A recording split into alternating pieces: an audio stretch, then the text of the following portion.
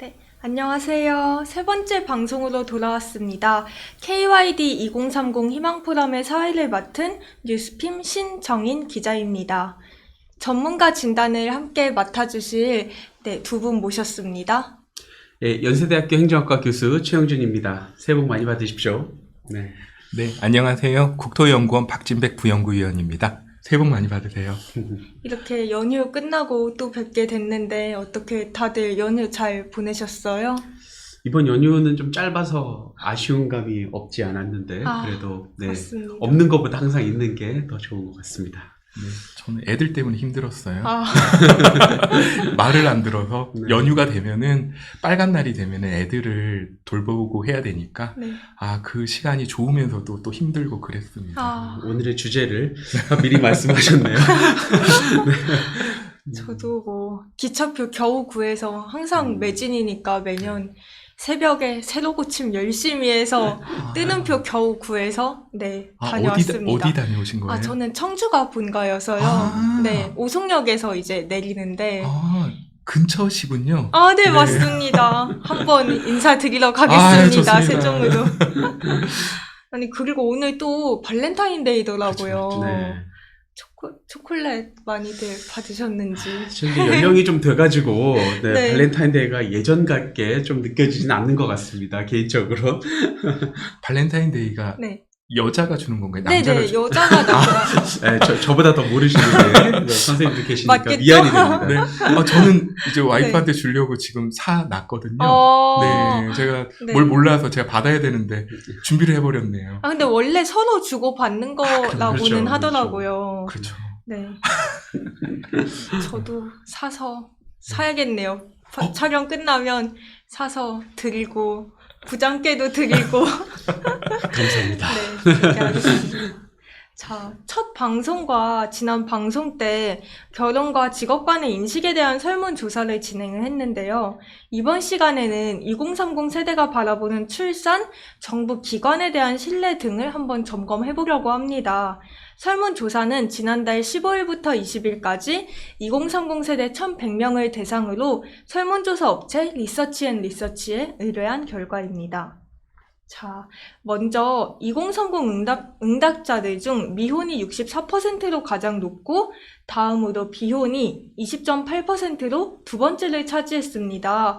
그 외에 기혼 10.4%, 동거 2.6%, 이혼 1.1% 순입니다. 다음 거를 보면, 응답자들 중 저출산을 해결해야 할 사회 문제로 꼽은 비율은 73.8%로 동의하는 입장이 높았는데요. 결혼을 해야 한다는 50.4%로 절반 정도고, 아이는 있어야 한다는 39.5%로 결혼보다 더 낮은 수치를 기록했습니다. 살펴보면 저출산을 해결해야 할 사회 문제라고는 생각을 하지만 결혼이나 자녀 계획에 대한 동의 정도는 절반이나 그 이하로 낮은 편인데요. 박사님 혹시 이 부분 어떻게 보시나요? 이게 깜짝 놀란 설문조사 결과라고 네. 생각을 합니다. 이게 일단 우리나라 저출산 상황, 출산율 상황을 보면은 공식 통계는 2022년 현재 기준으로 합계 출산율이 0.78명입니다. 대략 2023년 경에는 0.7명대 초반 이렇게 해서 더 낮아질 걸로 이렇게 예상이 됩니다. 이게 지금 그 저출산은 해결되어야 할 사회 문제이다라고 인식하는 우리 네. 청년층들이 많은데 사실 이 문제가 생각해 보면은 우리가 그냥 단순히 생각을 해봐도 그래요. 이게 한 세대만 거치면은 이게 한 명이라고 하면 출산율이 한 세대를 거치면 인구가 절반이 되는 겁니다. 이 절반이 되고 나면은 그때도 만약에 한 명이 유지가 된다라고 하면은 그럼 또 반토막이 나고 또 반토막이 나고 한 이런 구조예요. 그러면 사회의 지속성 이런 것들이 굉장히 떨어지게 됩니다. 네. 그리고 우리 청년들이 앞으로 어차피 고령화 추세이기 때문에 부양해야 되는 사람들의 숫자가 굉장히 커지는 문제가 발생합니다. 그렇기 때문에 이제 일단은 나의 문제가 아닌 타인의 문제로 생각할 때 이거는 당연히 해결돼야 되는 사회 문제다라고 인식을 하는 것 같은데 나는 네. 그렇게 생각을 하지 않는 것 것으로 보입니다. 이게 왜 그런가 생각을 해보면 우리가 1부나 2부에서 계속 얘기해 왔었던 사실 이 2030 세대들이 지금 직면하게 되는 이 가장 심각한 문제 중에 하나가 경제적인 문제를 네. 우리가 빼놓고 얘기할 수가 없어요. 근데 이제 결혼 같은 경우도 그리고 출산 같은 경우도 사실은 굉장히 경제적인 문제와 직접적인 관계가 있습니다. 네. 그렇기 때문에 지금 이와 같이 이 사회 문제로서는 해결을 해야 되지만은 나는 생각보다 경제적인 문제가 있으니 지금 결혼 그리고 특히 또 출산, 아이에 대한 부분에 대해서는 조금은 더 낮은 설문을 할 수밖에 없는 것 같아요. 지금 결혼과 출산 문제는 그 어느 때보다도 경제적인 문제다라고 생각을 합니다. 그러니까 어떻게 보면 좀 상충되는 부분은 있는 것 같습니다. 그러니까 저출산은 해결되어야 하는 문제다에 대해서는 네. 찬성을 하긴 하는데, 그런데 결혼을 해야 할까? 아이는 있어야 할까에 대해서는 그렇게 동의를 네. 하지 않는 그런 모습이 지금 양쪽에 이렇게 보이고 있거든요. 근데 사실 뭐 결혼을 하고 아이가 있어야 한다라는 50, 40도 굉장히 낮지만, 실질적으로 결혼을 하기 위해서는 남성, 여성이 이제 만나야 하는데, 아이가 있으려면. 그런데 사실 이 여성하고 남성의 또 응답 차이가 지금 저희가 조사한 결과로 보면 꽤 납니다. 예를 들어서 아이를 낳아야 아이는 있어야 한다라는 그 질문에 긍정적인 응답을 한 여성이 32%, 남성이 46%입니다. 그래서 그 평균이 이제 저렇게 나온 건데, 이제 그거를 보면 여성이 32%라고 하는 그 수치에 맞추는 게 어떻게 보면 맞을 수도 있거든요. 그러면은 향후에도 지금 저출산이라는 이슈가 네. 해결될 가능성이 별로 없어 보인다는 측면에서 굉장히 우려되는 서베이 결과이기도 하고요. 그리고 또 흥미로운 거는 서울이 다른 지역에 비해서 이런 인식이 굉장히 낮습니다. 그래서 서울이 실제 출산율도 제일 낮고, 이런 결혼을 해야 한다, 있어야 된다라는 긍정적인 응답도 가장 낮은 곳 중에 하나여서 아마 이제 살기가 굉장히 빡빡한 네. 곳이고, 우리 선생님께서 말씀해 주셨듯이 경제적인 어떤 그런 부분들이 지금 계속 우리가 1부나 2부에서 계속 중요하게 지금 네네. 강조가 돼 있었기 때문에 이런 게 쭉 이어져 오면서 지금 이런 인식이 안 좋아지고 있고, 비혼이라고 응답한 층이 20%가 네. 넘고 있기 네. 때문에, 그러니까 결혼을 하지 않은 상태가 아니라 결혼을 안 할 거야 라고 네. 이야기한 응답이 10명 중에 지금 2명이 넘고 있기 때문에 네.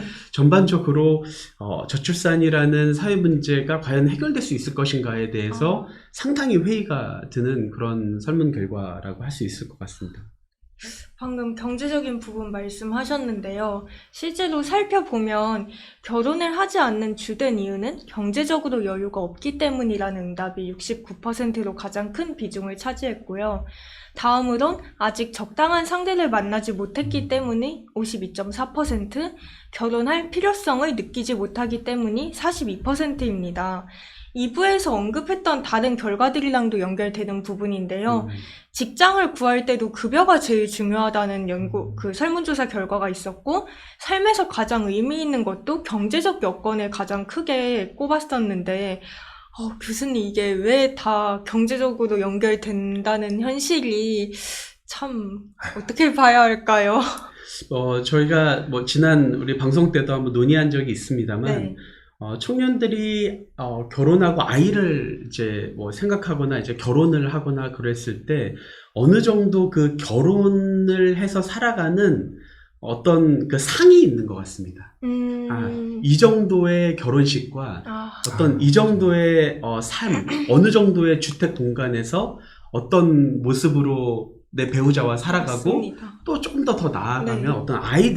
어떤 아이들을 키울 때는 그래도 어느 정도의 기대감을 가지고 이 아이를 키워야 된다라고 하는 어떤 그 선이 있는데, 그 선에 도달하기 위해서는 우리 사회에서는 경제력이 굉장히 중요하구나 라고 하는 생각을 하게 되는 것 같고요.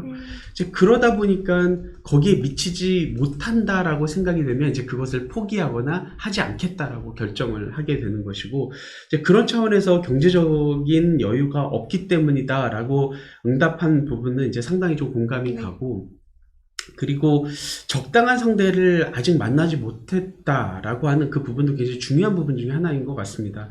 저희가 최근에는 좀 잊혀졌을 수도 있겠습니다만, 이제 N번방 사건이라든지, 저희가 이제 뭐 청소년 혹은 네. 청년들을 통해 들을 때도, 데이트를 할 때도 상대방이 혹시라도 나의 개인정보나 나의 사진을 어디다 올릴까 겁난다. 라고 응답하는 그런 이야기를 하는 네. 청소년이나 청년들 이야기를 제가 들은 적이 있거든요.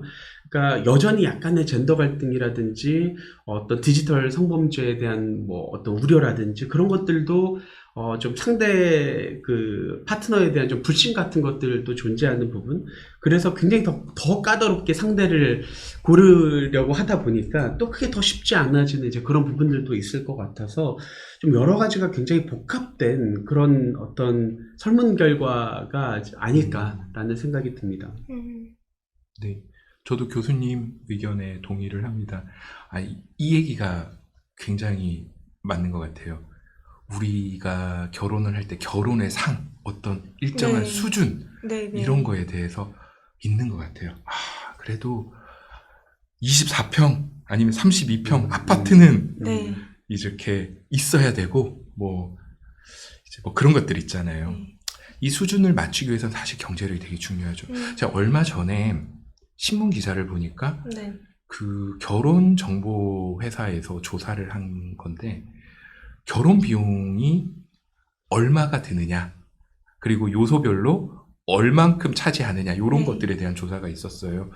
했더니 한 가구당 평균 결혼 지출 비용이 한 3억 초반대 정도로 나왔어요. 결혼하려면 3억이 필요합니다. 이제 주거 비용을 포함한 거겠죠? 그래서 네네. 신혼집 마련에 한 2억 4천 정도 수준이라고 합니다. 와, 네. 전체 결혼 비용의 79% 수준이라고 합니다. 근데 2억 4천이면 서울에서, 네. 이건 전국 평균이라고 생각을 합니다. 서울은 택도. 어마어마하잖아요. 네.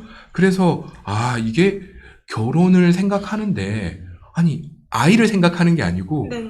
그래도 이제 서울에 직장을 다니는데 이제 결혼을 하는 데 있어서 그러면은 우리 결혼을 했으니까 주거를 마련해보자라고 하면 경기도를 그래도 이렇게 조금 외곽으로도 갈 수가 있는 거잖아요.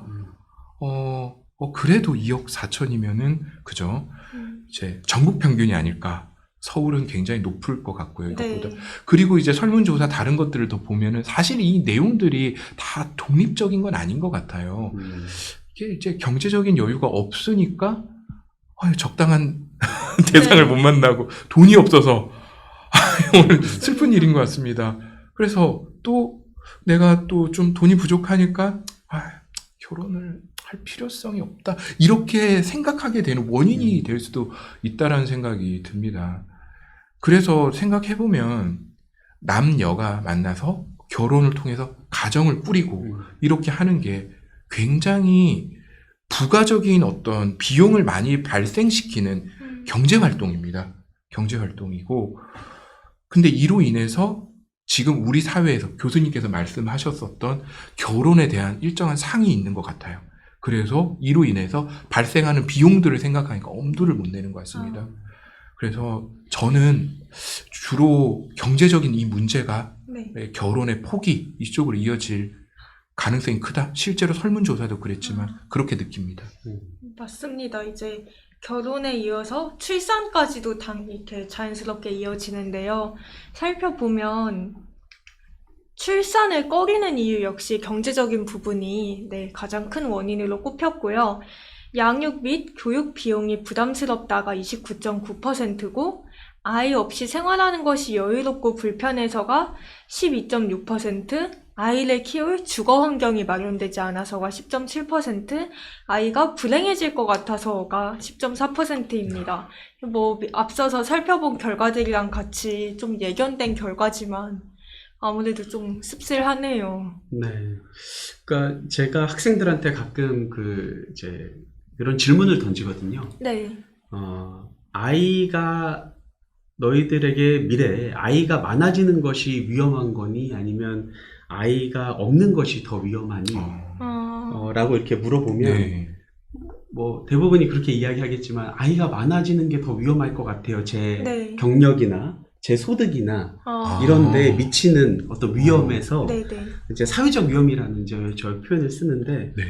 그래서 오히려 아이가 많아질수록 어떻게 보면 이제 여전히 우리 사회에서는 특히 이제 여학생들이 그렇게 응답하는 비중이 좀 더 네. 높고요. 아이들이 한 명 한 명이 더해질 때마다 내가 과연 내 직업을 내가 잘 유지할 수 있을까? 내가 조금 더 여유롭게 살 수 있을까? 이런 거에 대한 회의감을 갖는 것 같습니다. 그러니까 오히려 아이가 없을수록 위험이 줄어든다는 얘기죠. 그러면은 저출산이 위험이냐, 고출산이 위험이냐라고 말을 네. 바꿔보면 사실 우리 사회에서는 저출산이 큰 위험이니까 우리 이거 극복해야 돼라고 청년들한테 얘기하고 있지만 네. 청년들이 느끼기에는 고출. 개인적으로는 고출산이 사회적 위험이고 저출산이 사회적 위험을 줄이는 요인이라는 겁니다. 그 사실은 정부가 이야기하는 메시지하고 네. 청년이 생각하는 메시지가 안 맞아요. 아, 그러니까 여기에서 오는 사실 그 괴리들이 굉장히 큰 것 같고요.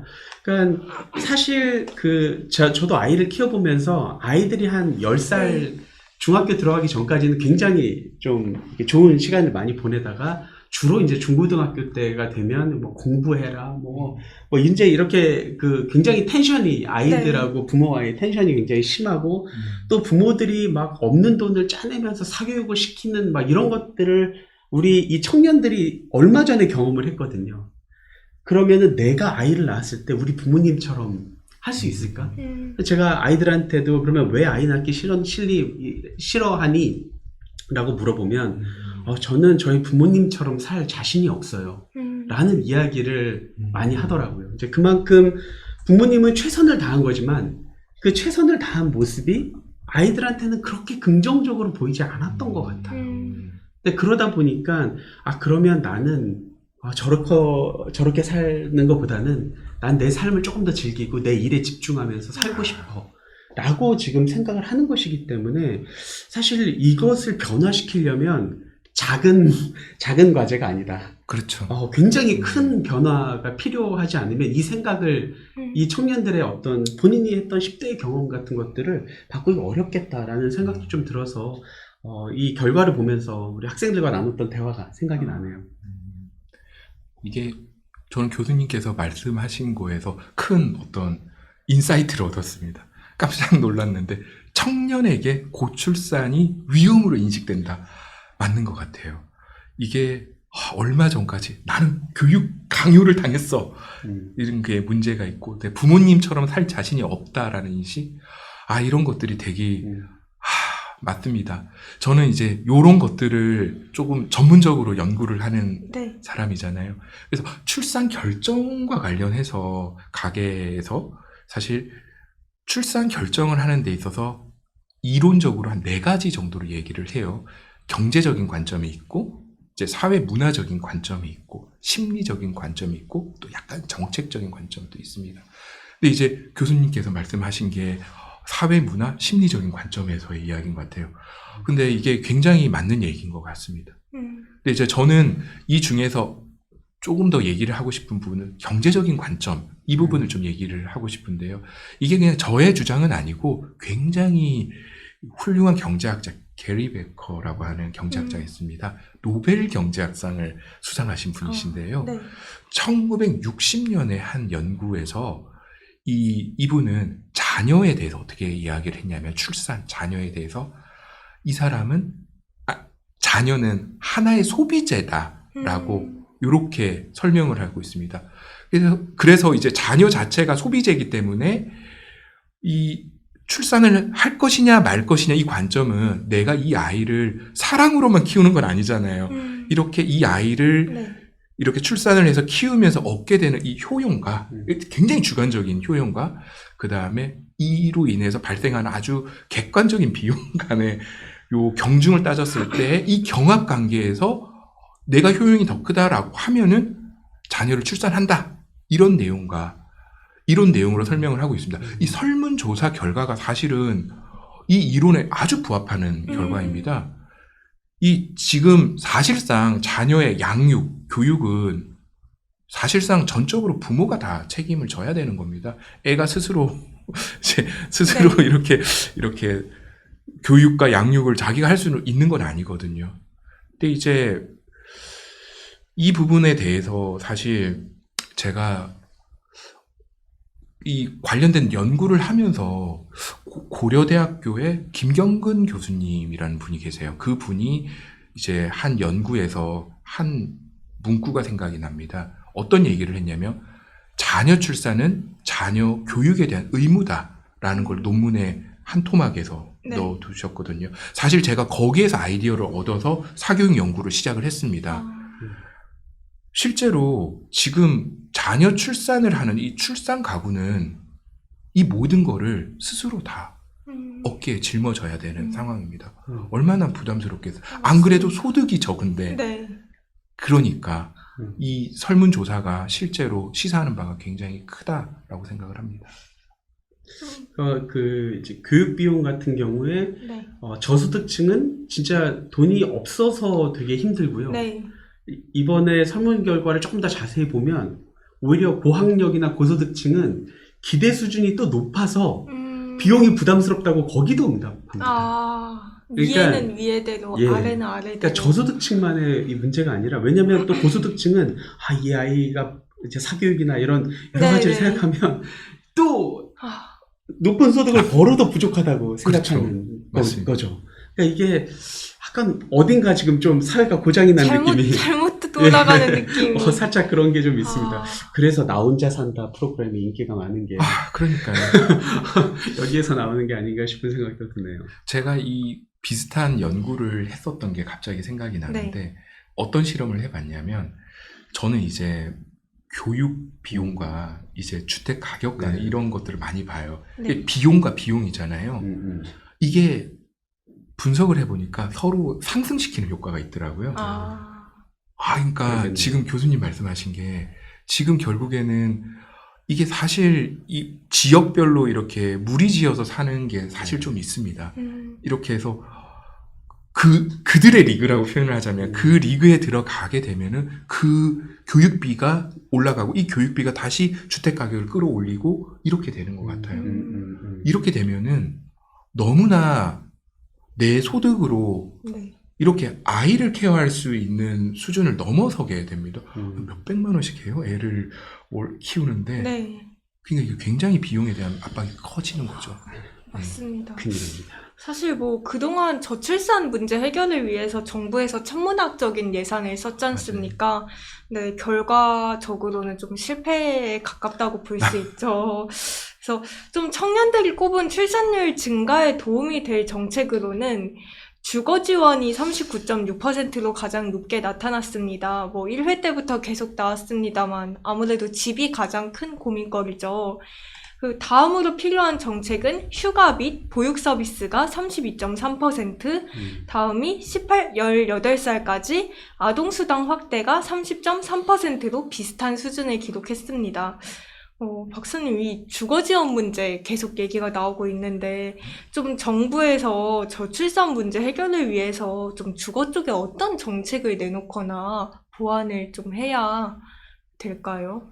일단은 이 주거 정책과 관련해서 특히 이제 신혼부부에 대한 주거 정책의 기본 전제가 뭐냐면 지금 현재 집값이 너무 비싸다라는 네. 겁니다. 그러니까 이들이 부모님 찬스가 없이 내가 지금 살고 싶은 곳에 살면서 주거하면서 아이들을 출산하면서 과연 살 수 있을 것인가?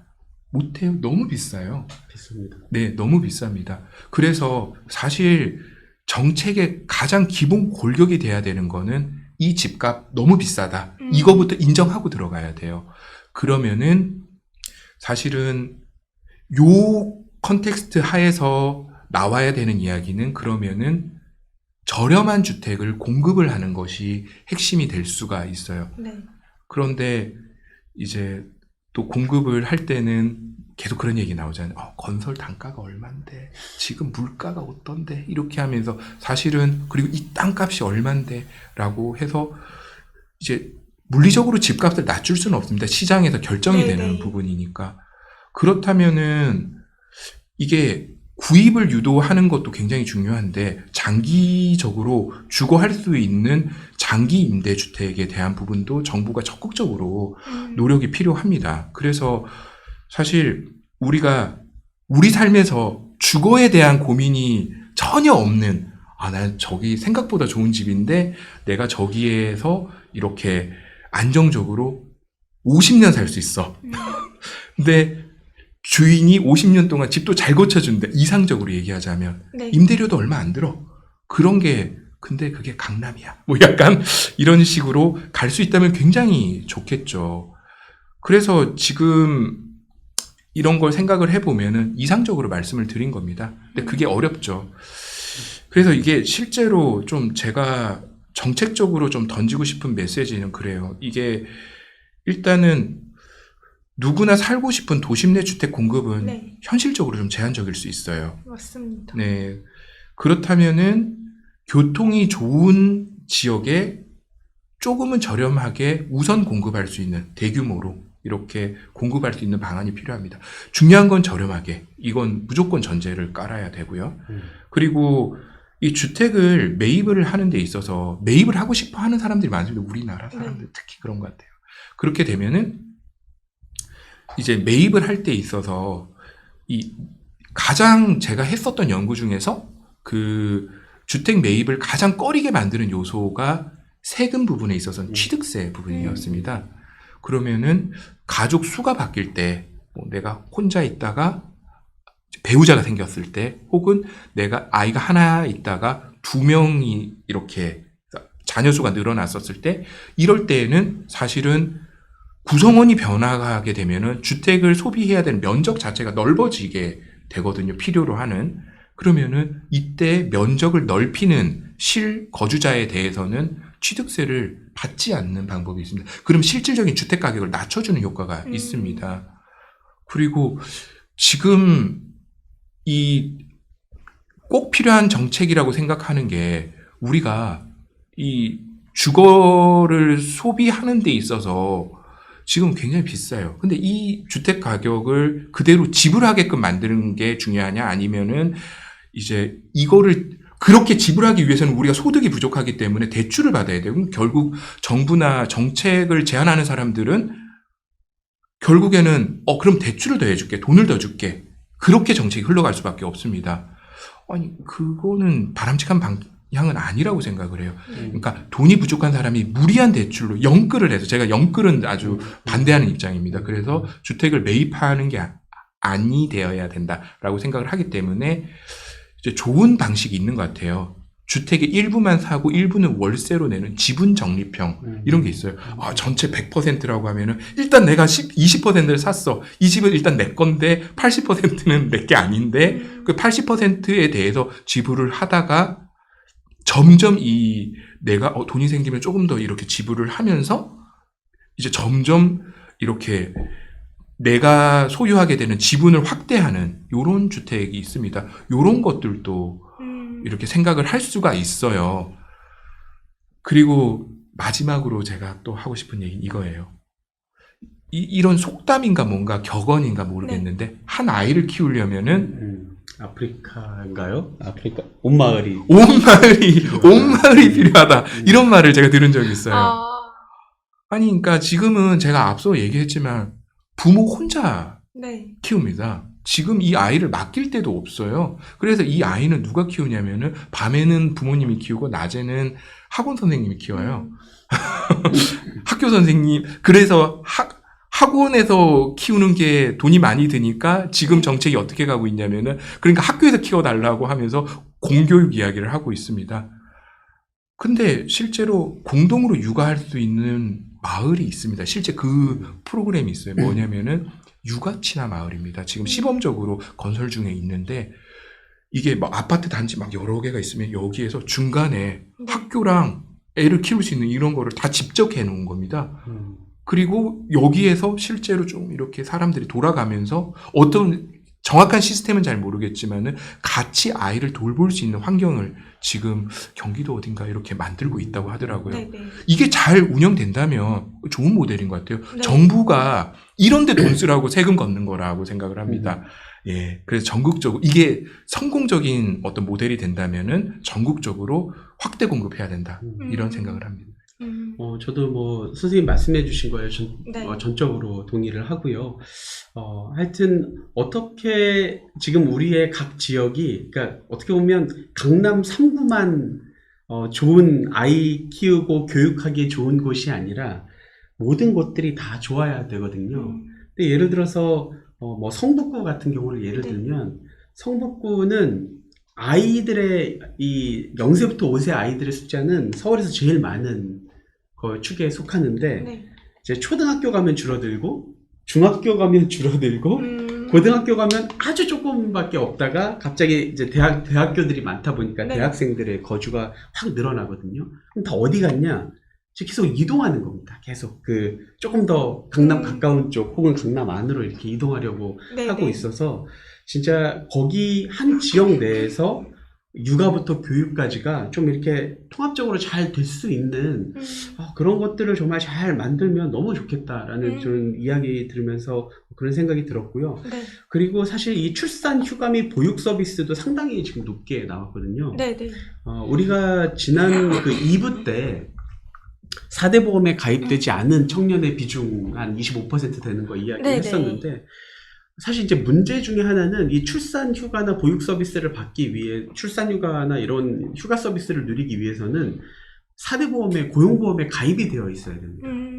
그런데 고용보험은 가입이 되어 있으려면 대부분 정규직들은 가입이 되어 있는데 네. 뭐 특수고용이라든지 비정규직이나 자영업자들은 대부분 빠져 있기 때문에 이분들은 사실 출산을 하려면 네. 뭐 가게를 접는다든지 그렇죠. 아니면 비정규직을 하다가 갑자기 그냥 쉰다든지 근데 한 번 쉬게 되면 다시 아이를 어느 정도 키운 다음에 복귀했을 때는 네. 그 자체가 힘들다든지 아니면 굉장히 낮은 임금을 받으면서 노동시장에 들어가야 되거든요.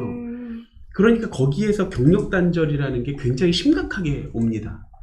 그런데 이런 문제들을 해결하기 위해서는 지금 정규직 중심의 출산 휴가, 사실 정규직들 중에서도 눈치 보여서 못 쓰는 사람들이 네. 있는데 그쵸. 심지어 아예 점점 이 비정규직이나 뭐 자영업이나 특수고용이나 특히 디지털 시대 이제 플랫폼 노동이나 이런 사람들이 많아지고 있는데 그분들은 아예 이 서비스를 지금 누리지 못하는 상황이고 오히려 더 필요한데 못 누리는 네. 분들이 있기 때문에 지금 이 고용보험 중심의 출산휴가 서비스를 우리가 그대로 둘 것인가 아니면 특수고용이나 플랫폼 노동자나 뭐 창업을 내가 했다든지 뭐 이러면은 창업한 사람들 이런 거 서비스 못 누리거든요. 그러니까 이런 사람들도 함께 이런 것들을 조금 정규직 정도의 지원을 받을 수 있는 가능성은 없는지 좀 이런 것들을 저는 적극적으로 정부가 좀 고려를 하면 좋겠다라는 좀 생각이 들고 여기도 나옵니다만 우리 또 1부 때 했던 이야기인데 애 하나 키우려면 우리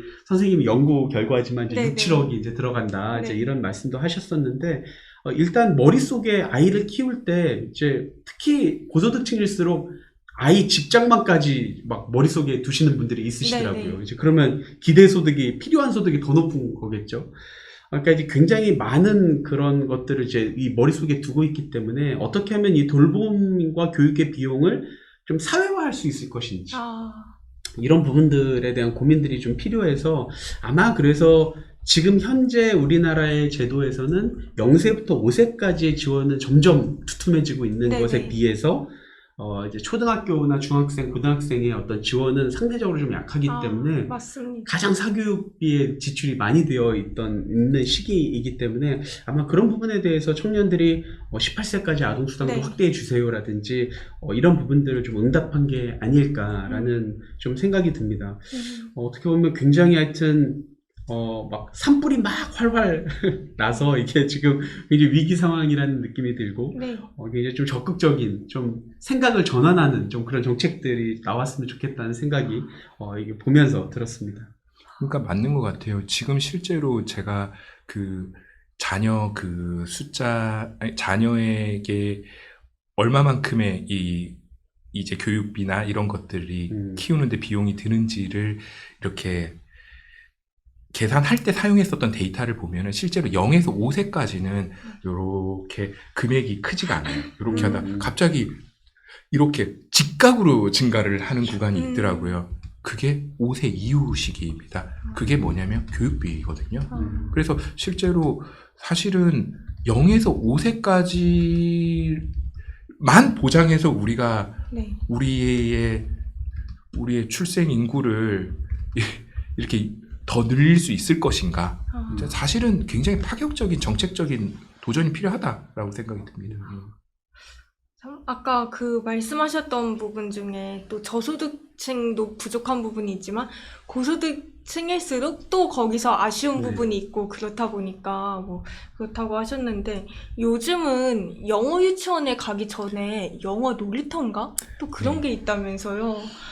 저는 영어 유치원까지만 들어본 네. 세대인데 이제 영어 놀이터도 생겼군요. 그렇죠. 조금 더 어린 아이들이 가는 네, 맞습니다. 곳인가요? 영어 유치원에 가기도 전에 네. 그때 옹알이를 할 때, 옹알이 뗀 지 얼마 안 됐을 때 아닌가요? 그런데 또 비용도 되게 부담이 큰 걸로 몇십만 원, 뭐 최소 몇십만 원부터 시작해서 참 그런 거 보면 아까 이게 여기 적절한지 모르겠는데 교육 비용의 사회화? 좀 네. 그런 부분이 잘 돼야 하지 않을까 이런 생각이 듭니다. 그러니까 또 반대로 이게 국가 이런 비용들이 사회화가 안 되고 네. 개인이 이 비용을 상당 부분을 감당하다 보니까 빈부의 격차가 우리 네. 일부 때도 했습니다만 격차가 클 수밖에 없고 이 비용을 다 감당하는 사람은 어릴 때부터 사실 요즘에 영어 유치원에 뭐 한 달 비용이 대학 등록금 비용이다. 한 학기 비용이다라는 이야기를 제가 최근에 들은 적이 있어서 깜짝 놀랐었는데 이런 것들을 감당하면서 어릴 때부터 영어 놀이터, 영어 유치원 이렇게 키우는 사람들과 네. 그거를 감당할 수 없는 사람들과는 사실은 이제 개천에서 용나는 것 자체가 굉장히 어려운 어떤 체제로 가게 되고 이 사회적 이동성이 줄어들게 되면 당연히 경제 활력이라든지 창의나 혁신들이 저는 이게 이 풀이 저는 줄어들고 있다는 생각이 들거든요. 예전에 뉴욕타임즈의 어떤 기사의 제목이 이제 로스트 아인슈타인이라는 기사가 기억이 네. 납니다. 그러니까 미국이 아인슈타인을 잃어버리고 있다는 기사였어요. 왜냐하면 예전에는 사회적 이동성이 굉장히 활발했고 그게 바로 아메리칸 드림이라고 불리우는 미국의 꿈과 같은 거였는데 거기 가면 누구나 다 성공할 수 있고 도전할 수 있고 뭐 이런 거였는데 최근에 빈부의 격차가 너무 명확하게 나다 보니까 이 저소득층 아이들 중에서도 아인슈타인이 충분히 될 만한 아이들이 많이 있는데 얘네들이 아인슈타인이 될 기회를 완전히 박탈돼서 우리가 미국이 매년마다 아인슈타인들을 잃어버리고 있다. 그래서 로스트 아인슈타인이라고 하는 이제 스탠포드하고 하버드의 그 연구 결과를 빌려서 뉴욕타임즈에서 이제 컬럼을 썼던 기억이 나는데 사실 우리도 사실 사회적 유동성이 굉장히 활발한 국가였거든요. 네네. 그게 지금 산업화를 이루고 대한민국이 발전하는데 결정적인 역할을 했는데 지금 사회적 이동성이 약간 이제는 회복되기 불가능할 정도로 이 약간 갭이 벌어지는 이제 영어 놀이터까지 들으니까 더 그런 갑자기 생각이 더 들어서 이제 말씀을 드리는데 네. 이게 더 나게 되면 우리도 마찬가지로 충분히 아인슈타인이 될 만한 아이들을 지금 잃어버릴 수 있다. 좀 정신을 더 많이 차려야 될 때가 아닌가 싶은 생각이 듭니다. 네. 저도 깜짝 놀랐어요. 그러니까 교수님이 앞서서 말씀하셨었던 것과 좀 결부지어서 네. 해보면 결혼을 하는데 결혼에 일정한 상이 있다라고 네. 하셨잖아요. 이게 비슷한 것 같아요. 자녀에 대해서도 그래도 조금 버는 좀 이런 분들은 나의 첫째, 나의 아이에 대해서는 나의 둘째, 나의 아이에 대해서는 이 정도는 내가 시켜야겠다라고 하는 그 상이 있는 것 같아요. 결국에 제가 했었던 연구 내용 중에서는 사실 사교육비 이야기를 안 할 수가 없었어요. 네. 결국 우리가 지금 우리 아이를 키우기 위해서 이제 굉장히 사적으로 이렇게 드리는 이 비용이 굉장히 우리의 의사결정에 좌지우지하는 네. 영어 유치원, 영어 놀이터 여기를 보내야지 우리가 생각하는 그 상에 맞출 수 있다라고 하는 생각이 듭니다. 이게 바람직한가에 대해서는 저는 좀 의심스러워요. 그래서 이게 사실 이제 이게 우리가 저출산에 대해서 정책적으로 대응하는 문제다라고 한다면은 사실 이 문제는 정부가 적극적으로 이 문제는 해소해야 될 부분이 있을 거다라고 생각이 듭니다. 저도 전적으로 동의하고요. 사실 그러다 보니까 굉장히 좋은 직업을 가지고 있음에도 불구하고 애를 그렇게 비싼 유치원에 네. 보내려면 얼마나 또 급여가 부족하다고 생각하겠습니까? 맞습니다. 그러니까는 항상 그래도 또 경제적인 게 또 중요하다.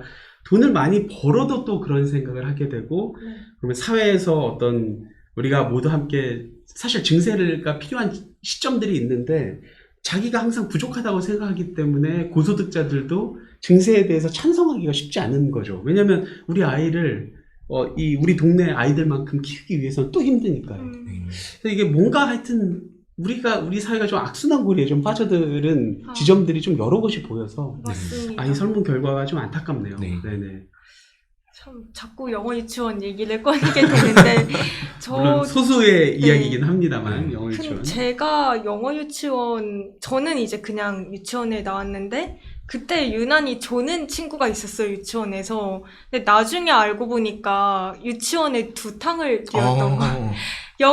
일반 유치원에 같이 다니면서 끝나고는 그때 영어 학원이었는지 영어 유치원이었는지 아무튼 또 같이 가는군요. 네. 그렇게 다녔었던 거예요. 그 친구네 집안도 조금 여유가 있는 집안이었는데 뭐 결국 나중에 좋은 대학교를 갔다는 소식을 듣긴 했지만 그것 때문인지 아닌지는 모르겠지만 그러다 보면 이제 주변에 다른 학부모들도 우리 네. 애도 이렇게 보내야 되나 하는 게 뭐 신경을 쓰게 되고 아무튼 좀 네. 그런 비용적인 게 부담이 점점 더 커지고 참 그러니까 첫째를 갖는 것도 큰 결정이고요. 네. 이제 첫째를 키우는데 비용이 많이 든다는 걸 알기 때문에 둘째를 갖는 건 너무나 어려운 결정이 이제 돼가는 것은 아마 이런 거와 다 연결이 되어 있을 것 같습니다. 맞습니다. 참 조금 분위기가 다운됐는데 분위기를 다시 올려볼까요? 리프레시를 해서 이번에는 신뢰와 참여와 관련된 순서를 조사를 한번 살펴보겠습니다. 사실 외국에서는 보기 힘든 우리나라만의 풍경이 하나 있는데요. 우리나라에서는 카페나 식당, 도서관에서 자리를 비워도 웬만해서는 도난 사건이 거의 발생하지 않죠. 뭐 저만 해도 카페에서 마감하다가 뭐 노트북이니 뭐 지갑이니 카드니 다 두고 다니는데 뭐 그렇게 해도 화장실 갔다 왔다고 뭐가 사라지거나 이런 적은 거의 한 번도 없었던 것 같습니다. 참 이런 거 보면은 굉장히 막 절도도 많이 없는 것 같고 신뢰가 좀 괜찮은 사회 같은데 반면에 보면 지난해 여름에 또 칼부림 사건들이 되게 많았죠. 저도 참 취재하면서 마음이 안 좋았는데 뭐 하루가 멀게 전국에서 칼부림이 나거나 칼부림 예고글이 올라오기도 하고 아니면 지하철에서 이제 시민들이 흉기난동 사건으로 비명소리를 듣고 오인을 해서 이렇게 뭐 급하게 같이 뛰어내리다가 이제 뭐 다치는 사건도 많았고요. 참 이런 취재를 하면서 뭐 참 두려움에 떨었던 기억도 있고 그래서 과연 2030 세대는 이런 사회를 얼마나 신뢰하고 또 얼마나 신뢰를 못하고 있는지 한번 확인을 해봤는데요. 조사 결과 사람들을 조심해야 한다가 56.6%로 신뢰할 수 있다 43.4% 대비 높게 나왔습니다. 이 부분 어떻게 보세요? 말씀 주시는 거를 들어보니까 참 어려운 것 같습니다. 이 해석이. 저도 지난 여름에 그 칠레하고 남미 쪽 학자분들이 좀 한국에 오셨다가 너무 놀랬다 자기. 이제 하면서 말씀하셨던 게 아니 정말 그 커피숍에서 사람들이 다 자기 가방과 막 아이폰과 뭐 이렇게 아니면서 갤럭시와 그런 것들을 그냥 두고 다 그냥 사라졌다가 다시 오고 막 이러는데 아무도 안 훔쳐간다. 자기는 정말 충격이었다라고 저한테 얘기를 해서 새삼스럽게 우리 사회가 굉장히 또 안전한 사회구나 라는 생각을 한편에 하면서 또 반대로 뭐 내가 좀 마음을 터놓고 얘기할 사람이 있다라거나 저 사람이 나를 이용할 거야라는 생각 같은 거 이런 것들은 또 그런 속마음 같은 것들에 대한 서베이를 보면 또 굉장히 좀 좋지 않게 나오는 부분들이 있거든요. 그러니까 어떻게 보면 겉으로 보이는 규범이나 격식, 뭐 눈에 띄는 윤리 같은 부분들은 확실히 뭔가 국제 비교적으로도 좀 눈에 띄는 어떤 그런 향상이 있었던 거는 틀림이 없는데 점점 어떤 사람들에 대한 신뢰라든지 뭐 믿고 실제 어떤 마음 속에서 믿고 함께 어떤 뭐 커뮤니케이션 하고 이런 부분들은 조금 떨어지는 것이 있는 것 같다라는 생각이 듭니다. 근데 이게 사실 코로나 기간을 거치면서도 또 국민들 이제 K 방역이라고 이제 그때는 이야기하면서 또 어떤 일정 부분에 대해서는 서로가 이제 노력을 하려고 하면서 또 일부분 또 신뢰가 회복됐던 부분도 있었던 것 같은데 네. 또 다시 정치 양극화나 최근에 뭐 정치 지도자들을 뭐 이렇게 좀 그쵸. 어택한다든지 사건이 공격한다든지 뭐 네. 이런 부분들을 보면 이게 또 정말 조심해야 돼 이런 생각을 드는 이것저것이 막 이렇게 혼합되어 있는 굉장히 복잡한 사회 네. 속에서 이 신뢰라고 하는 말을 해석하기가 참 어렵다. 저 개인적으로는 사회과학자로서 네. 어렵다고만 얘기하면 안 되고 뭔가 답을 드려야 되는데 어렵다. 저는 이제 그런 생각이 좀 듭니다. 네. 네. 저도 어려워요. 저도 이게 굉장히 어렵고 사실 이제 우리 최근에는 정치권에서는 네. 이제 민주당 대표도 그렇고 또 국민의힘의 네. 뭐 배현진 의원 네. 또 이게 그런 일이 있어서는 안 될 일입니다. 이게 정말로 이렇게 우리가 이게 살면서 이렇게 아니 어떻게 그런 일이 있을 수가 있어요. 그러니까 이제 우리가 밖을 다니면서 그러니까 그분들이 어떤 뭐 정치인들 같은 경우에는 정치인들을 그들을 지지하는 그 지지 세력들을 대변해서 하는 이야기인 거잖아요. 근데 이제 그 사람이 밉다고 막 그렇게 그게 사회에서 용인돼서는 안 될 부분이라고 생각합니다. 이게 굉장히 이번 설문조사와도 관계가 있는데 또 제 개인적인 얘기를 좀 하면은 저도 약간 협박 이런 것들을 받은 적이 있어요. 제가 특히 이제 전세 사기 이 연구를 발표했었을 때 좀 언론 보도가 되게 많았었습니다. 국회 토론회도 가고 했었는데 또 뭐 저출산 연구도 그렇고 부동산 세금 이런 연구들을 하면은 이게 어떤 사람들이 공중전화로 이렇게 전화를 해서 제 연구실로 해서 막 불만을 표출하는 거예요. 그래서 약간 무서웠거든요. 네. 그러지 말아주세요. 저 어딜 보고 얘기하는 너무 무서웠어요.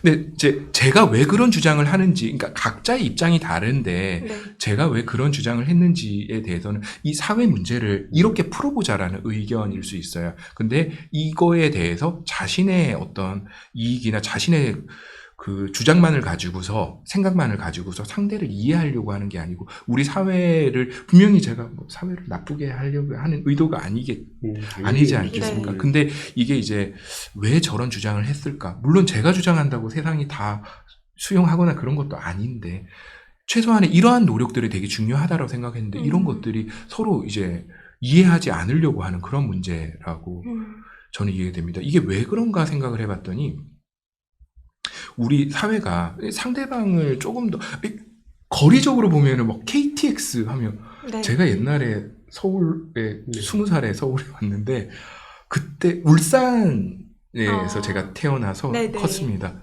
오는데 5시간, 6시간 걸렸어요. 아마 그랬던 것 같아요. 근데 지금 KTX 타면 2시간 이렇게 걸립니다.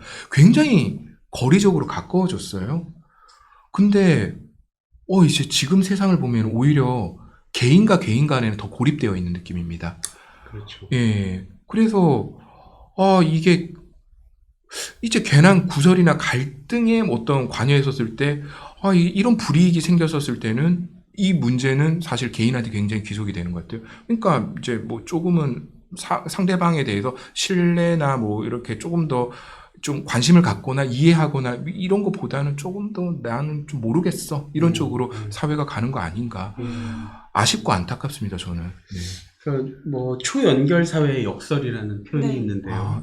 어떻게 보면 보통 신뢰는 더 많이 커뮤니케이션을 하면 할수록 신뢰가 올라간다고 우리가 알고 있는데 초연결 사회가 되면서 아마 우리 선생님들도 각자 카톡방 몇 개씩 있는지 생각을 해보시면 하루에 카톡을 엄청 주고받고 많은 사람들, 그러니까 거의 초연결이 되어 있잖아요. 너무 많은 사람들과 연결돼서 너무 많은 메시지를 주고받으면 원래 이렇게 커뮤니케이션이 많으면 신뢰가 올라가야 되는데 이 초연결 사회의 역설이라고 하는 것은 더 많이 연결되고 더 많이 이야기할수록 더 외로워지고 고립되어 가는 현상인데 어떻게 보면 이 디지털 사회가 별로 신뢰를 높여주는 역할은 좀 못하고 있는 것 같다. 그러니까 KTX도 뭔가가 이렇게 기술적으로는 여러 가지가 더 좋아지고 있는데 그게 좀 신뢰로 연결되는 것 같진 않다라는 생각이 듭니다.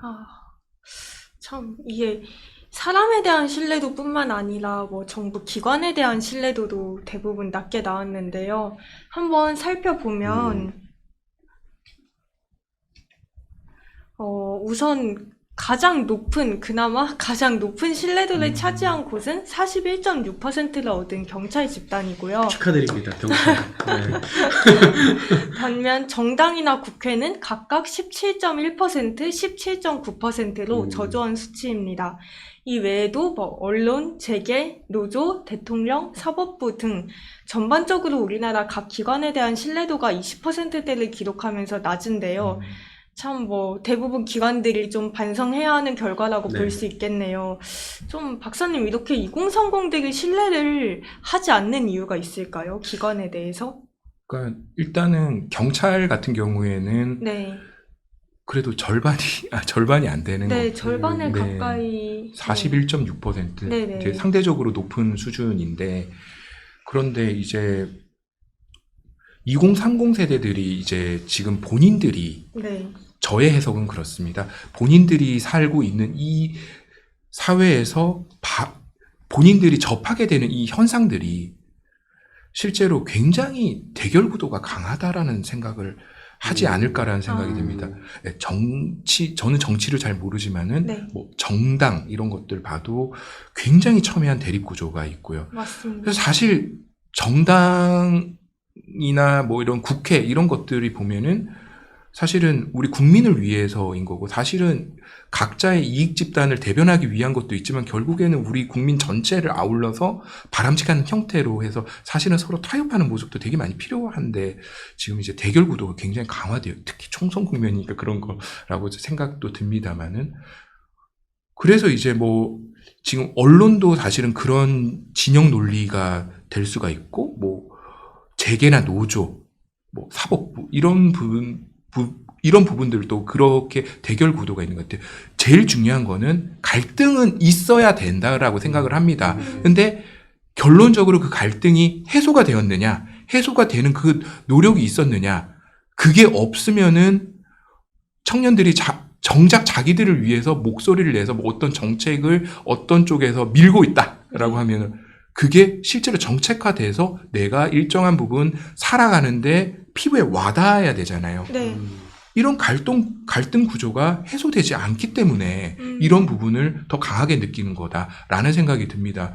결국에는 이런 부분들을 해소하기 위해서는 사실 저는 주로 지금 정부나 국회 이런 쪽에 이야기를 하는 건데요. 사실 정책 대결이 있어야 돼요. 정책 대결이 있어야 되고 결국에는 다수의 국민에게 도움이 되는 형태로 정책 결론을 제시해 주기를 바랍니다. 편을 가르는 언동이나 갈등을 야기시키는 뭐 이런 주장 네. 이게 필요할 때가 있어요. 근데 이게 결론이 되어서는 안 됩니다. 예, 그래서 이런 부분들이 해소돼야 된다. 사실 그 지점을 우리 2030 세대들이 지적하는 건 아니냐라는 생각이 듭니다. 우리 사회 엘리트층이라고 생각하시는 분들이 이것을 보고 매우 뼈아프게 좀 받아들였으면 합니다. 거의 무규범 상태에 가까운 50%를 넘는 곳이 이제 하나도 없고 네. 우리나라를 실질적으로 이끄는 대통령과 그리고 정치, 국회나 정당에 대한 지지도가 20%대라고 하는 것은 굉장히 낮은 수치이고 이렇게 많은 것들이 낮을 때 오히려 그렇게 어떤 불만을 또 이렇게 활용하려는 또 그런 세력들이 또 나타나기 마련이고 그렇게 됐을 때 정치가 더 안 좋아지는 약간 그 악순환에 빠져들 수가 있거든요. 근데 그런 점에서 이렇게 특히 이제 정치 관련한 국회나 정당이 20%도 안 나온 부분들은 좀 생각을 많이 해보셨으면 좋겠고 항상 국회나 정당들이 뭐 우리는 청년을 위해서 뭐 청년은 어떻고 이런 얘기를 참 많이 하는데 청년 관심 없다. 너희들 잘 못하고 있다를 명확하게 지금 저희 설문조사를 통해서 이야기했다라는 점을 좀 기억해 줬으면 좋겠다는 생각이 듭니다. 다른 한편으로는 사실 2000년대 초반에는 네. 시민단체라든지 뭐 이런 곳이 상당히 중요한 역할을 하긴 했었습니다. 뭐 예를 들어서 낙선운동이라든지 이런 걸 여러 가지 그 당시 서베이를 보면 시민단체들이 다른 곳보다 훨씬 더 좀 신뢰도가 높게 나왔는데 이제 시민단체도 어느 정도 좀 양극화라든지 좀 이런 부분들이 반영이 돼서 그런지 상당히 좀 낮게 나온 부분이 있는 것 같고요. 종교단체도 어떻게 보면 이 어려운 시절에 역할을 많이 할 수 있는 곳들임에도 불구하고 어떻게 보면 이제 여러 그 종교 관련된 뭐 어떤 사건들이라든지 이제 그런 것들이 1년에 코로나 때부터 이렇게 있으면서 종교단체에 대한 부정적인 의견들이 굉장히 높아서 그럼 청년들이 신뢰할 수 있는 기관은 어딘가? 경찰을 평소에 신뢰를 하고 사실 그러면 저희가 그런 거를 야경국가라는 표현을 쓰지 않습니까? 경찰만 믿고 사실 하는 국가는 사실 그렇게 좋은 국가는 아니기 때문에 정부나 국회나 정치나 좀 여러 언론도 마찬가지입니다. 뭐 언론도 조금 지금보다는 다음 서베이에는 최소한 10에서 20% 그 높은 수치를 내도록 우리 모두가 노력하겠다. 하겠습니다. 라고 하는 좀 다 같이 모여서 서약서라도 좀 한번 썼으면 좋겠는데요. 좀 이거 다 이렇게 보여드리고 좀 정신 좀 차리세요. 라는 이야기를 이거 좀 그 뉴스 기사로도 좀 한번 내보내셔서 좀 경종을 좀 울려주셨으면 좋겠다는 생각도 듭니다. 정치인들에 대한 신뢰도에 이어서 또 인지도도 아주 낮다는 결과가 나왔는데요. 본인이 거주하는 지역의 시장, 군수, 구청장에 대해서 안다고 답한 응답자가 39.5%이고요. 지역 국회의원에 대해 안다고 답한 응답자도 37.6%로 비슷한 수준입니다. 시, 군, 구의회 의원들에 대한 인지도는 22.7%로 좀 더 낮은 수준인데요. 전체적으로 이게 너무 낮은 게 아닌가. 기자님은 여기 나오는 세 분 다 아시나요? 그 지역에. 저도 사실 이거 하면서 저희 청주 지역을 네. 좀 찾아봤습니다. 그러게요. 네. 이게 사실 이게 저희는 오히려 이런 설문 문항을 만들 때 이제 소위 전문가들은 그래도 조금 더 관심이 있으니까 네. 아니 설마 자기 동네 국회의원 이름을 모르겠어? 아니면 예를 들어서 아니 청주시장 이름을 모르겠어? 요즘은 하도 그 충주시장 그 충주 네. 이 공무원 유튜브가 유명해서 저 충주시장님 이름은 아는데 아, 예를 들어서 근데 자기 동네 뭐 저희 구청장님 이름이 뭐였지? 뭐 헷갈려요. 네네. 그러니까 실제로 당연히 이걸 모르겠어라고 생각하지만 이 결과에 나오듯이 이렇게 네. 모르고요. 이제 그 모르는 이유는 어떻게 보면 거기에 대한 기대감이 없기 때문이 아닐까. 저 존재감이 존재감. 없다고 느끼는 거죠. 내 목소리를 네. 반영해서 뭘 해주나? 그리고 내가 그 사람 이름을 알고 그 사람을 투표를 하고 믿어주고 내가 무슨 얘기를 했을 때 그 사람이 나에게 어떤 피드백을 같은 거를 환류를 뭐 해주나? 이런 걸 생각하면 선거 전에 우리 매일 했던 이야기입니다만 선거 전에는 얼굴을 보여도 선거가 끝나면 어디서 뭘 하는지 우리는 알 수가 없고 다시 선거철이 되면 뭐 예를 들어서 타운홀 미팅을 합니다. 뭐 이제 플랜카드가 걸리고 이런 것들에 대한 청년들이 어떻게 보면 불신. 근데 그거는 청년들을 비판하기에는 우리 정치인들이 먼저 좀 자신을 돌아봐야 되는 그런 부분들이 있어 보입니다. 네. 이게 맞는 것 같아요. 일단은 그 기대감이 없다라는 이런 문제, 그리고 선거 이후에는 볼 수 없다라는 문제. 존재감이 없는 네, 거죠. 존재감 맞는 것 같아요. 저는 좀 언론 이야기를 좀 하고 싶어요. 네. 그러니까 저는 그냥 이제 되게 좀 긍정적으로 보고 싶습니다. 이게 어떤 부분이냐면은 이 선출직들은 그래도 다들 열심히 한다라고 생각을 해요. 그렇게 믿고 싶습니다. 그래서 왜냐하면 그래야지 다음 또 도전을 할 수 있잖아요. 그러니까 다들 뭐 극소수를 제외하고는 진짜 다들 열심히 하고 있다. 네. 근데 이제 지역구에 계신 분들은 이제 뭐 굉장히 기초적인 어떤 이슈를 대응을 하고 있다 보니까 그런 생각을 해요. 아무래도 언론 지형이 국회의원이 네. 하면은 일단은 받아 적고 기사를 낼 수 있는데 네. 이게 조금 더 작은 지역구 의원이 이렇게 했었을 때는 좀 좀 상대적으로 그렇죠. 언론 노출이 좀 네. 적을 가능성이 있다라는 생각이 들어요. 그래서 이제 결국에는 이게 이제 언론 탓을 하는 거는 죄송해요.